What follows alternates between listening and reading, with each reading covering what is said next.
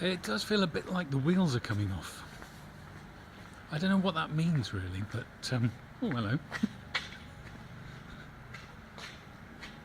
Who's that? uh, it it feels a bit like the wheels are coming off. That's the phrase that keeps going around in my head. I think it started when I was thinking yesterday about, well, not thinking about, just reading about the strike on Southern Rail, and noticing that you know, it feels like we're getting to some sort of impasse around that bit of infrastructure that hasn't been working for a long time, and hasn't been working for us as a whole, and it kind of represents, for me anyway, ooh, there you go, here we go, look what I just found on the floor. It's not 2p, it's a chocolate 2p. I'm not going to eat it. If it was just a 2p, I'd put it in my pocket, but as it is, I'm just going to leave it there for somebody else to photograph. Anyway, what was I saying? So yeah, it isn't working for us, the railway. London really depends on, or has come to depend on, a large number of people being able to get in from quite a long way outside.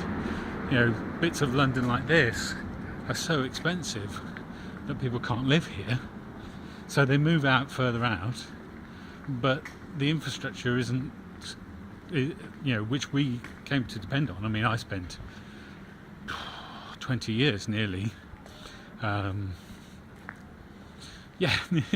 nearly 20 years taking the 805 from Epsom into Victoria, or sometimes getting one a bit later into Waterloo, and it, you know, that it was crap, and you know, and there were terrible things like the Clapham rail crash where lots of people died, and there was lots of, you know, we've had lots of those rail crashes where lots of people died and lots of people were injured and shaken up for a long time, but it always felt like the system was working in a way. But it really feels, to me, with this stuff that's going on with Southern, that it's coming to a head and coming to, the wheels are coming off, almost literally. I don't know what to do about it. I mean, I can't, there's nothing I'm going to do about it. I'm just going to keep wandering around talking to my phone, you know. That's how much use I am. But yeah, I think it's just worth noting that that's what it feels like, and that feels a little bit like all the other stuff that's going on, all the other stuff that's gone on this year that we've kind of wrapped up in the, you know, the annus horribilis of 2016 is I'm paying attention to the steps, not to the camera. It feels a bit like that, you know. There's also this thing about the bounce back of fascism. It's like, you know, we've pushed so hard against fascism since the 1930s and the 1940s. We've pushed back on that whole energy, and now it's sprung back in our faces.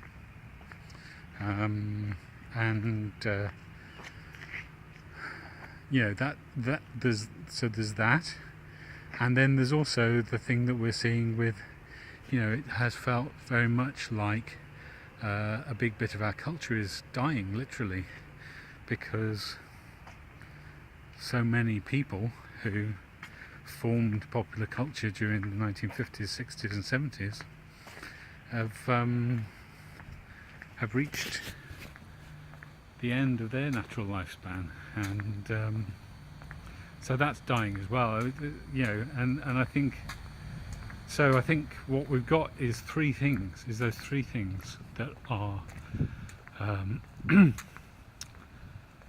that are all linked.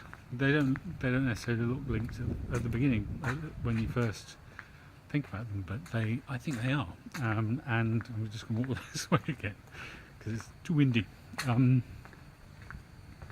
So there's in this country we had nationalised railways in the 1960s,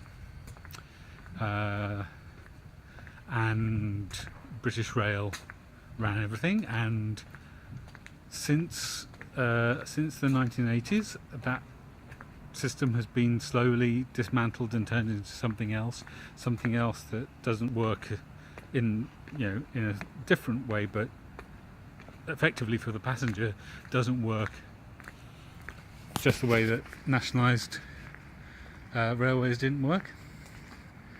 The children of the 1960s are starting to die, and we're seeing that in the popular culture, and in the political realm we're also seeing the 60s practically wiped out. If there is any kind of ideology behind the people like Trump and Farage,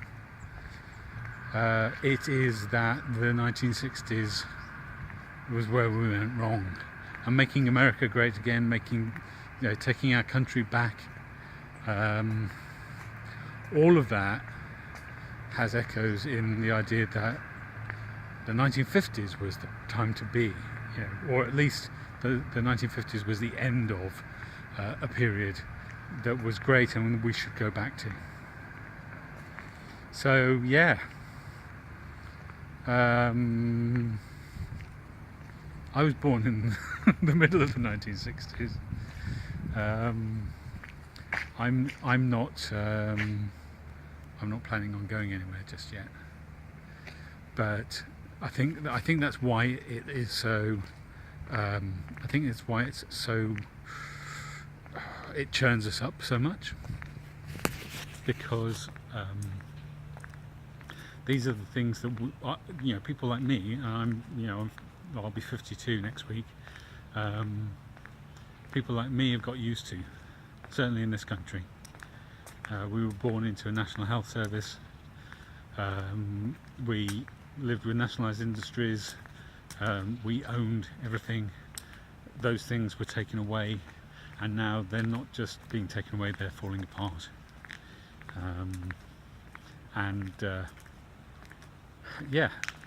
So what? So how? I think there's a temptation to fight back against that, and really push back against these things. But by pushing back, we just do the same thing that we did before. Pushing back on fascism might bring you some respite for 50, 60, 70 years, but ultimately it brings back, everything comes back. Things don't go away. We haven't, we like to think that we've got rid of certain diseases, but those diseases could easily come back in some forms. We push back against things and they push back against us.